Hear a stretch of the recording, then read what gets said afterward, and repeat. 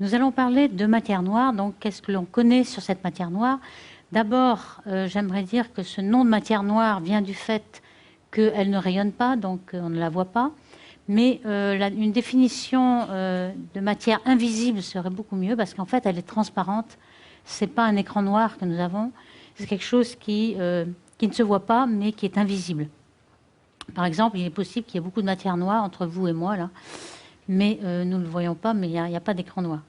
Donc, on va montrer, je montre dans cette introduction, qu'on a une façon de cartographier la matière noire par les lentilles gravitationnelles, c'est-à-dire que la matière qui est entre les astres très loin et nous est déviée, et donc on va pouvoir cartographier. Enfin, j'anticipe. Je vais quand même d'abord annoncer comment cette matière noire a été découverte, car c'est une longue histoire. On l'a fait remonter à Zwicky, qui était un astronome suisse, qui vivait aux États-Unis, qui était assez fantasque. Il découvrait un certain nombre de choses, mais il avait aussi des idées qui n'étaient pas aussi fécondes que celles dont on va parler ce soir.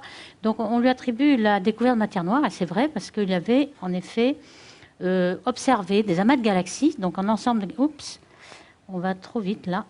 Un ensemble de galaxies, comme l'amas de Coma, qui a des milliers de galaxies, et il regardait par effet Doppler, il mesurait dans les spectres par effet Doppler les vitesses de ces galaxies. Il voyait qu'il y avait énormément de vitesses et que pour retenir les galaxies entre elles, il fallait supposer qu'il y ait énormément de masse. Sinon, l'amas aurait été de toute façon dispersé dans l'espace, ce qui n'est sans doute pas vrai puisqu'on a plusieurs amas de galaxies. Un film qui vous montre une simulation numérique qui est la simulation du Millennium, qui a été faite par les Européens à Garching ici. On se promène dans la structure.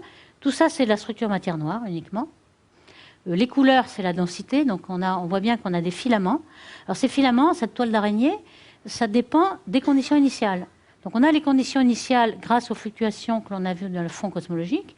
Si vous changez le spectre de ces conditions initiales, vous n'aurez pas la même toile d'araignée. C'est vraiment... On a fait les calculs avec d'autres conditions initiales et on voit que c'est uniquement dû aux conditions initiales que l'on voit dans Planck, par exemple. Alors ici, on arrive près d'un amas de galaxies où il y a une concentration énorme de matière noire.